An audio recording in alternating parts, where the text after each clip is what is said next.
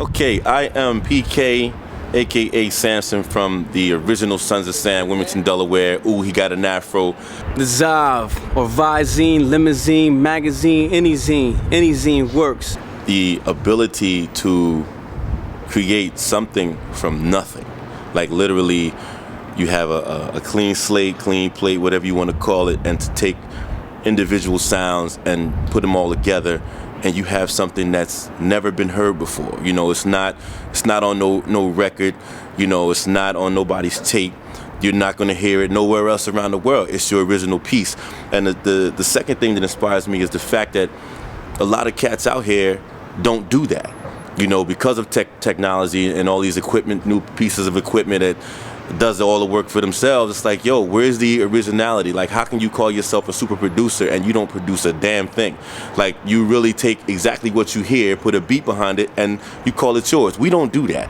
So that motivates me, that inspires me, because it's like, yo, y'all ain't doing it. I can do this. I can do this. I can do what you guys are not doing. And I know there's some guys out there that get down, and you know, much respect to them. It's just that I'm amongst them, the good guys. You know, I don't want to be part of the bad guy crew.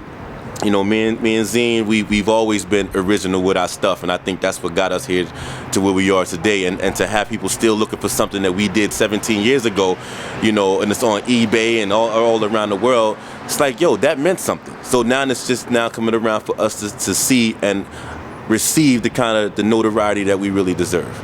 Like really having a vision for something, and you get a machine in front of you, or you hear it, and you say some things, and all of a sudden it's on paper or it's on tape, or you can make it tangible. It's like a thought. And every time I get into anything, I wanna put my hands on it. You know what I mean? Whether it's theater, if I think of an idea in theater for stage, I do it. If I think of a piece of music, I get on a machine, or I hum it out and I do it. So that stuff keeps me going. I mean, that's what keeps me moving. The fact that I can think of anything I want and create it.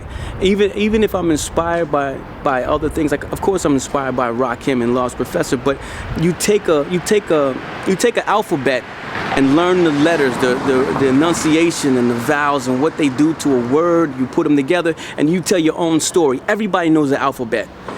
But once you understand what it is, you can tell as many stories as you want that are different from everybody else. And that's it, man. Just being creative anytime I want. When you wake up, what's going to happen for that day? You know, it's like I need to do what God has blessed me to do. Not everybody has the talent and skill to do certain things, but if I have the ability to put my foot into something and you know, be successful at it, why not do that? You know, let me put my other foot into this and be successful at that, because honestly, everything that I put my foot into, which is quite a few things, I've been successful at it, and I've been, you know, dealing with it on a professional level. So it's just not knowing what's going to happen. You got to get it while it's here. You got to do what you can before it's all gone. Don't let your opportunity to hone your talent and your skill go to waste. So many people do it. If you have it, hold on to it, understand what it is, realize what it can be, and just go full throttle. Just being able to do what I do and be happy and make a living. I mean, nobody knows who I am, but that's okay, because that's not what it's about. As long as I can survive and keep moving and pay bills, I'm good, man, and just have fun doing it, man. But like I said recently, man, and like in the past month, I've had 4 people die, and they've all been younger than me. And it's like, yo, we argue over dumb shit, and then we don't like this, and we're not feeling that. Exactly. This is stupid, and you hold on to all these beefs, and the next thing you know, you don't wake up. Yep. You wake up one morning and you don't wake up. Exactly. So there's no time for that, man. So I mean, I've known Mark for years, man, and I mean, we're individual friends. Arnell, individual friends, but we've been friends for years, man, and this is the first time that we've been together in the same space since 1994. So just having that feeling, man, and being able to pull that energy together, it keeps you moving. Because I do it for him, I do it for him, I do it for myself, and then I also get that energy and that feedback and that thing that I need to keep moving. Like I said, he's one of the baddest storytellers I know, man. And then when I hear what he does, I'm going, oh shit, I need to outdo that. I'm not trying to compete with the world. I know what that is, and they're all young and they're hungry, but it's competing in a bad way, because if you're not on top, you're on the bottom. And with me and with us, man, we just do it. Like, I'm on top of him or on the bottom, which means I'm one or two. Yeah, that's it. That's it, man. That's all I need. That's all I need, man. But, you know, we just keep it moving, man. Just keep it moving.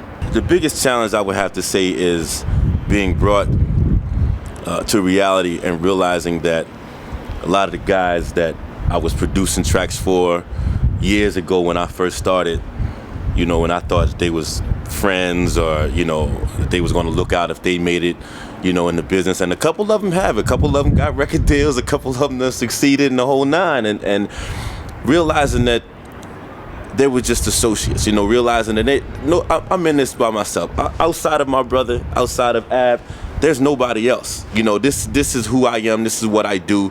You know, I don't have no production crew. I don't have no guys I can go dig through the crates with and find new sounds or whatever. I do this by myself.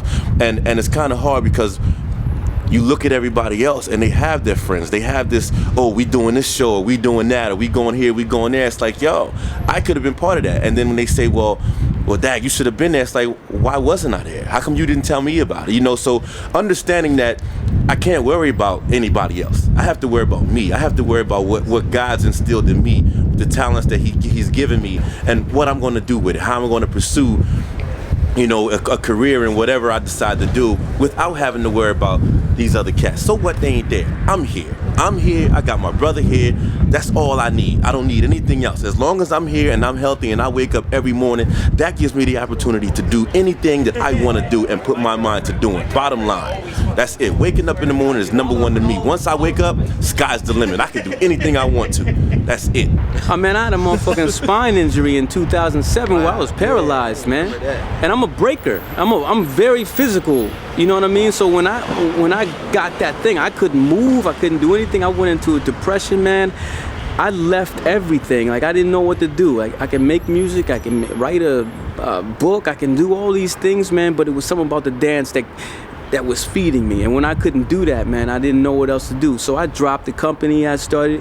I left a relationship for 8 years, and I moved to California, man. Of all places to start over. So I moved to California, and it was like you sink or swim in California. In LA, man, you sink or swim. There's no, I'm just getting by. You gotta make it happen, or you don't make it happen at all. So that kept me going, man. I mean, I've been in movies, I've been on television, I've done soundtracks, a lot of stuff. I've gotten funding from organizations for my theater work, you know that, and it gets you back on track, you know what I mean? So this show was just an added, I guess you can call it added treat, to be corny, man, just to come back and, you know, have all those things come back on stage again. So if you look at that and I say I'm coming back, people gonna say, well, damn, is he really coming back?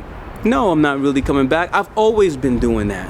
You know what I mean? So it was easy for me to get up on stage and do it. So even in my room or my little apartment or wherever, I'm sitting in front of the screen, I got a microphone, I'll record shit and nobody will ever hear it, but it keeps me fired up. I would want people to remember me as one of the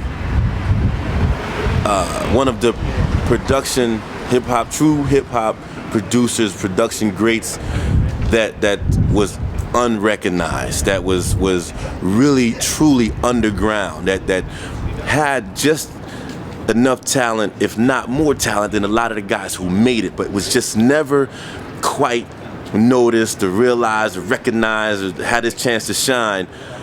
But at the same time, when my music is heard, when I'm gone and my music is here, when I'm gone and my record is still here, I want people to say, yo, that was a bad man on the production tip. Like, he made some tracks, he made a couple songs, he made some albums. Like, what he produced was like, damn, he did that. You know, that his production style was way ahead of his time. You know, he was coming up with things way before these other cats was doing it, and he was doing it off of raw machine. Casio SK5, 2 turntables, 2 tape decks, until I graduated to Ensoniq EPS 16 Plus, and to this day, 19 years later, I still work with the same machine and I bust a lot of these cats' ass when it comes to production, and that's real. That's real rap. I don't need all that fancy shit. I'm still dealing with the original Ensoniq EPS 16 Plus, and it ain't breakdown on me yet, and I'm still banging tracks. That's where I'm at with mine. They're gonna remember me. That's what I want them to remember. Yo, my man was bad on the Ensoniq, period. just to be like, you know, that dude did what the hell he wanted to do. When everybody else said it ain't gonna happen, he made it happen. That's it. 'Cause I mean, that's what I do.